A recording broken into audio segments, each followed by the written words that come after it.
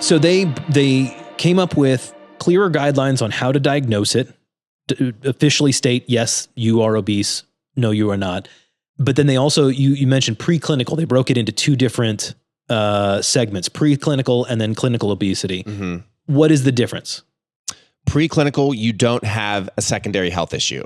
Okay. So you hit the marker, you kind of the BMI screening, then one of the other measurements, waist circumference, et cetera. And then from there, if you have cardiovascular disease, if you have type 2 diabetes, you go into obese. If you don't, it basically, the way I view it is you're put into a higher risk category. Got it. That would be the way that I would assume it would be approached as, again, potentially they look at a different LDL level. They look at a different goal for blood pressure, et cetera. That's what I don't understand. Okay. Is that they're trying to get away from that, is my understanding. That it's not about specifically the cardiovascular disease, type 2 diabetes. It is signs and symptoms of ongoing organ dysfunction. They're trying to delineate that so it's not as overt as like C, type 2 diabetes, C. It's because currently that's the issue. If you have a BMI, you have to have, let's say you want to meet the criteria for an FDA indicated medication like Wegovy, you have to have a BMI of greater than 30, or you have to have a BMI of greater than 27 with another excess adiposity associated chronic disease. They're trying to get away from that so that we can say, hey, this in and of itself is like this separate thing that doesn't necessarily mean cardiovascular disease or diabetes. Now, what those things are sound like, they kind of sound like these other things. But for example, clinical manifestations of organ dysfunction directly caused by obesity in adults.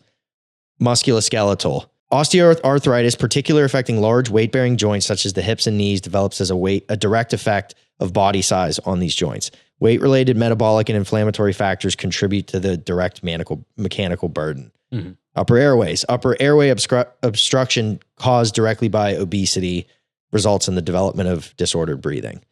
Respiratory, the physical effects of increased intra-abdominal central adiposity on diaphragmatic compliance and lung function.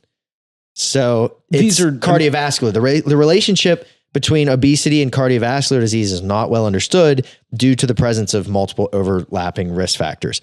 However, there is emerging consensus based on certain studies that aggregated exposure to excess weight can, over many years, lead to atherosclerotic cardiovascular disease. So I guess also there's a little bit of semantics too. So are they defining preclinical obesity as a disease state? Or do they only say it's a disease state whenever you get diagnosed? That was my understanding, is that preclinical obesity was you meet the markers for obesity, but you have no other issues. Right. Therefore, hey, heads up, you have crossed that line, but you're not clinical, and therefore we don't necessarily need to treat it aggressively. Mm-hmm. You should look at lifestyle changes. You should talk to a counselor. You should yada, yada, yada. But we're not going to start writing a script for that, versus somebody who meets all those numbers and then also has these other ongoing health issues of some variety or another. And they can go, okay, look, here's the deal. Your obesity is now affecting your health, and it's already being harmed in these different ways. We've got to treat the obesity as a disease because it's now clinical, air quotes, obesity. And what they specifically state is people with preclinical obesity should undergo evidence-based health counseling, monitoring of health status over time, and when applicable, appropriate intervention to reduce risk of developing clinical obesity and other obesity-related diseases.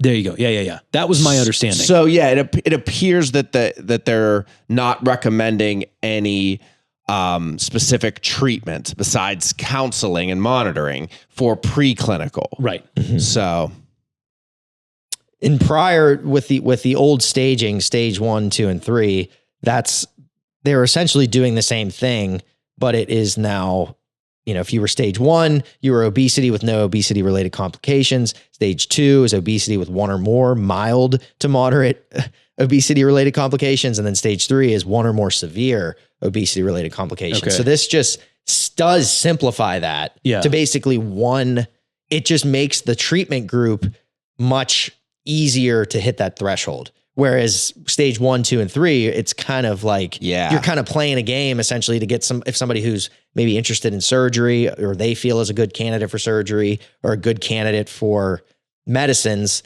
then you're like trying to find as many conditions to nudge them closer to a treatment. Whereas now, because it's less about comorbid conditions and literally like we're more clearly defining the cause and effect relationships of certain disease states with that the excess adiposity is causing, that like if the drug companies change their indications, it's going to cast a bigger net. Yeah. Is I think what ultimately happens here. They talk a lot about over-diagnosing, which is let me just read what they said. No way. Yeah. I mean, they did mention, I feel like it's kind of like they have to mention that there's a chance for over-diagnosis with the way that it is, but I just thought this was funny. Yeah, I think the new way eliminates the vast majority of over-diagnosing. Now, the second layer is over-treatment of what you do with that information, but the actual over-diagnosis of obesity there's itself, just no way. Yeah, go ahead. There's plenty of data. There's plenty of data to show that we're